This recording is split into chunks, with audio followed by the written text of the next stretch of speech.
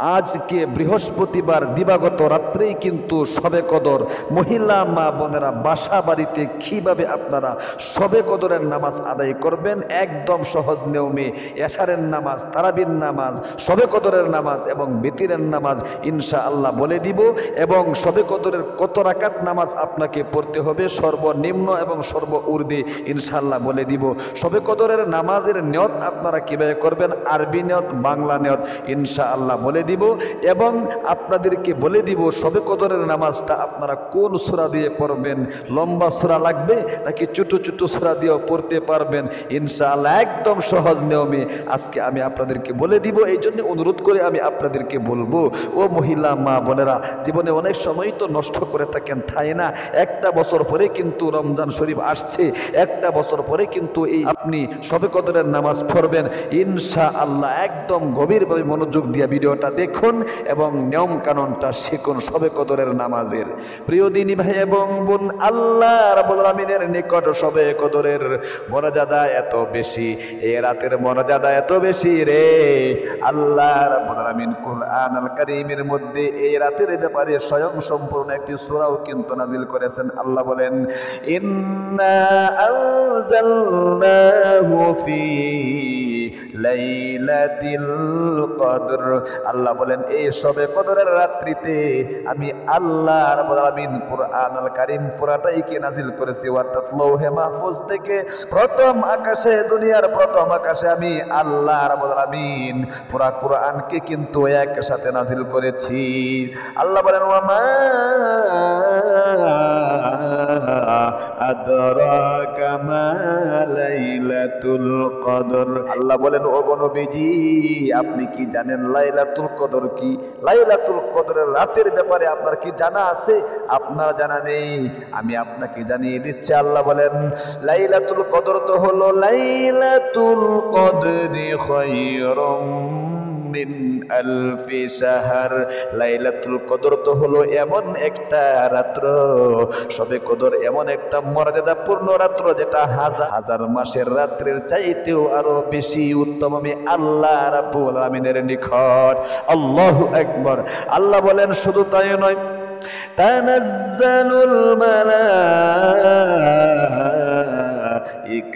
War রূহু ফিহা বিইজনি রাব্বিহিম মিন কুল্লি আমরিন সালামুন হিয়া হাত্তা মাতলাইল ফজর। আল্লাহ রাব্বুল আলামিন বলেন, এই রাত্রটা এমন বরকতপূর্ণ রাত্র যে রাত্রের মধ্যে আমার যত ফেরেশতা রয়েছে সমস্ত ফেরেশতারা জিবরাইল সহ দুনিয়ার মধ্যে হাজির হয়ে যায়, আমার বান্দাদের কাছে আসে এবং দেখাশোনা করে আমার কোন বান্দা পৃথিবীর কোন জায়গায় বসে জিকির আজকার করছে, কোন জায়গায় বসে আমার জন্য সেজদা করছে, কোন জায়গায় বসে তাসবিহ তাহলিল গুলো আদায় করছে।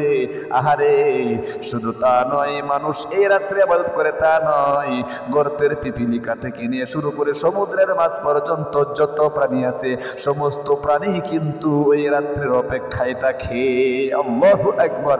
এজন্য প্রিয় দিনী ভাই এবং বোন, বিশ্ব নবী মুহাম্মদ আরবি সাল্লাল্লাহু আলাইহি ওয়াসাল্লাম হাদিস শরীফের মধ্যে বলেছেন, এই রাত্রটা যদি কোনো ব্যক্তি, এই লাইলাতুল কদরের একটা রাত্র যদি কোনো আল্লাহর বান্দা বান্দি ইবাদত বন্দেগীতে কাটাতে পারে, তাহলে 83 বছর 4 মাস ইবাদত বন্দেগী করলে যে সব আল্লাহর রাব্বুল আলামিন তার আমলনামার মধ্যে সেই সব দিয়ে দেয়। আল্লাহু আকবার। এজন্য আসুন আমি নিয়ম কানুনটা আপনাদেরকে বলে দিচ্ছি।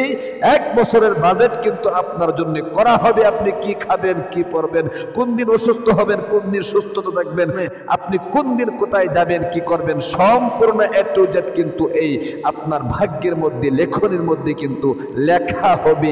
আল্লাহু আকবার। এর জন্য একদম মনোযোগ সহকারে শবে কদরের নামাজের নিয়ম কানুনটা শিখুন।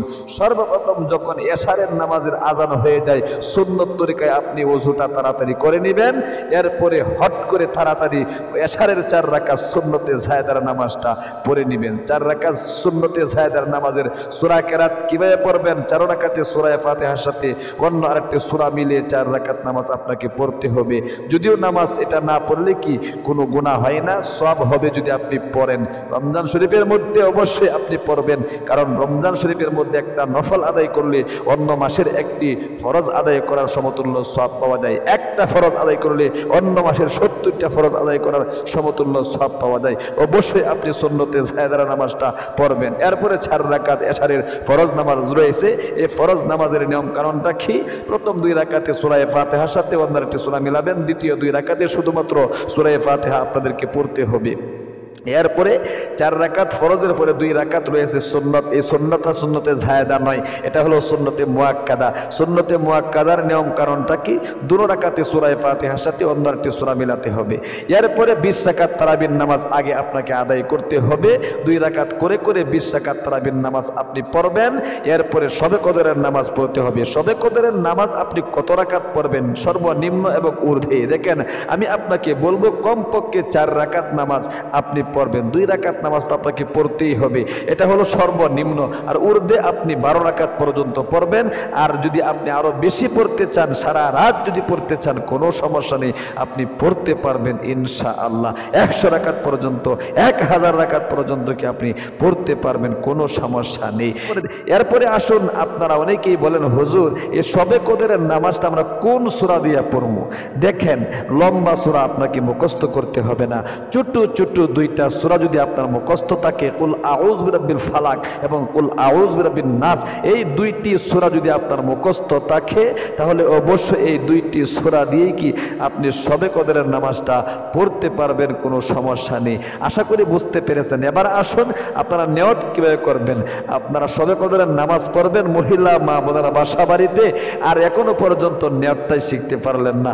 আরবি নিয়ত যদি করতে চান তাহলে এরকমই করবেন, নাওয়াইতু আন উসাল্লি আলিল্লাহি তাআলা রাকাতাই সলাতিল লাইলাতিল কদর নাফলি মুতাওয়াজ্জিহান ইলা জিহাতিল কাবাতিস শরীফাতি আল্লাহু আকবার। আরবিতে যদি আপনি না পারেন, বাংলাতে এরকমই নিয়ত করবেন, আমি শবে কদরের 2 রাকাত নফল নামাজ কিবলামুখী হয়ে আদায় করার নিয়ত করছি, আল্লাহু আকবার। এরকম কি আপনাকে নিয়ত করতে হবে। যদি বাংলাতেও না পারেন, কোনো সমস্যা নেই, মনে মনে বললেও কি নিয়ত হয়ে যায়। নিয়তের বিষয়টা আল্লাহ তাআলা অন্তর্যামী, যেহেতু আল্লাহ তাআলা জানেন আপনি যে শবে কদরের নামাজের নিয়ত করতেছেন মনে মনে। এরপরে আসুন, 2 রাকাত শবে কদরের নামাজের পরপর কোন কোন জিকিরগুলো আপনাকে করতে হবে, খুব গভীরভাবে মনোযোগ দিয়ে আপনারা কি করবেন, শিখবেন। দেখেন, সর্বপ্রথম যখন আপনি 2 রাকাত শবে কদরের নামাজ পড়বেন, সালাম ফেরানোর পরে একবার বলবেন আস্তাগফিরুল্লাহ। এই আস্তাগফিরুল্লাহ একবার বলবেন। এরপরে আপনি লা ইলাহা ইল্লাল্লাহর জিকির করবেন 100 বার, ইল্লাল্লাহর জিকির করবেন 100 বার। এরকম ইল্লাল্লাহ ইল্লাল্লাহ লা ইলাহা ইল্লাল্লাহ, এরকম 100 বার জিকির করবেন। এরপরে আল্লাহ আল্লাহ আল্লাহ 100 বার। এরপরে আল্লাহু আল্লাহ আল্লাহু আল্লাহ 100 বার। এরপরে আপনাকে 3 তাসবিহ যেগুলো রয়েছে, 33 বার সুবহানাল্লাহ, 33 বার আলহামদুলিল্লাহ, 34 বার আল্লাহু আকবার, এই আমলগুলো আপনি করতে পারবেন, কোনো সমস্যা নেই। এরপরে আপনি দুরূদ শরীফ পাঠ করতে পারেন। নামাজের দুরূদ শরীফ রয়েছে, ছোট ছোট দুরূদ শরীফ রয়েছে, সাল্লাল্লাহু আলাইহি ওয়াসাল্লাম অথবা জাযাল্লাহু আন্না মুহাম্মাদাম মা হুয়া আহলুহু, এই দুরূদ শরীফগুলো আপনি পাঠ করতে পারেন, কোনো সমস্যা নেই। আশা করি 2 রাকাত পর পর কোন জিকির আজকারগুলো করবেন, দোয়াগুলো পাঠ করবেন, আপনারা বুঝতে পেরেছেন। এবার আসুন, বেতিরের নামাজ আপনাকে পড়তে হবে। 3 রাকাত বেতিরের নামাজ আপনি সর্বশেষে আদায় করে এরপরে সংক্ষিপ্ত মোনাজাত করবেন আপনার ভাগ্যকে পরিবর্তন করার জন্য। আলহামদুলিল্লাহি রাব্বিল আলামিন ওয়াসসালাতু ওয়াসসালামু আলা আশরাফিল আমবিয়া ওয়াল মুরসালিন। একদম গভীরভাবে আল্লাহ তাআলার নিকট আপনি চাইতে থাকবেন। সর্বপ্রথম আপনি আল্লাহ তাআলার নিকট চাইবেন, বলবেন আল্লাহ, অনেক গুনাহ জীবনে জমা হয়ে রয়েছে, করেছি, আটলান্টিক মহাসাগরের চাইতেও বেশি গুনাহ হয়ে গিয়েছে, সুতরাং আমার জীবনের গুনাহগুলো অবশ্যই তুমি মাফ করে আমাকে নিষ্পাপ করে দাও। আমি অনেক গুনাহগার হয়ে গিয়েছি, অনেক গুনাহ আমার জমা হয়ে রয়েছে, তুমি যদি মাফ না করো তাহলে অবশ্যই আমি কোথায় যাব। এরকম ভাবে আপনি একটা একটা করে গুনাহের কথা বলবেন। হ্যাঁ, জিনাহের গুনাহ করে থাকলে বলতে হবে, প্রত্যেকটা গুনাহ, হাতের গুনাহ, পায়ের গুনাহ, চোখের গুনাহ, সমস্ত শরীরের অঙ্গ প্রত্যঙ্গের গুনাহগুলো বলতে হবে। এরপরে পরিবার সংসারে শান্তি আনার জন্য যদি অভাবনতার মধ্যে পড়ে থাকেন, দুঃখ কষ্টে থাকেন, হতাশার মধ্যে থাকেন, ঋণগ্রস্ততার মধ্যে থাকেন, ইনকাম করছেন বরকত পাচ্ছেন না, একদিক দিয়ে ইনকাম করেন, অন্য দিক দিয়ে টাকা পয়সা শেষ হয়ে যায়, এরকম একটা ঝামেলার মধ্যে যদি আপনি থেকে থাকেন, আল্লাহ তাআলার কাছে বলতে হবে।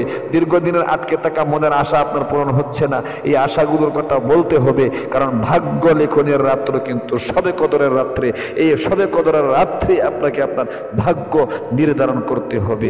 আল্লাহু আকবার। তাহলে প্রিয় দিনী ভাই এবং বোন, আপনারা অবশ্যই কিন্তু বুঝতে পেরেছেন এই লাইলাতুল কদরের নামাজ আপনারা সর্বনিম্ন সর্বঊর্ধ্বে কত রাকাত পড়বেন, নিয়ত কিভাবে করবেন এবং কোন কোন সূরা দিয়ে পড়বেন, এশারের নামাজ, তারাবির নামাজ, লাইলাতুল কদরের নামাজ একসাথে কিভাবে আদায় করবেন।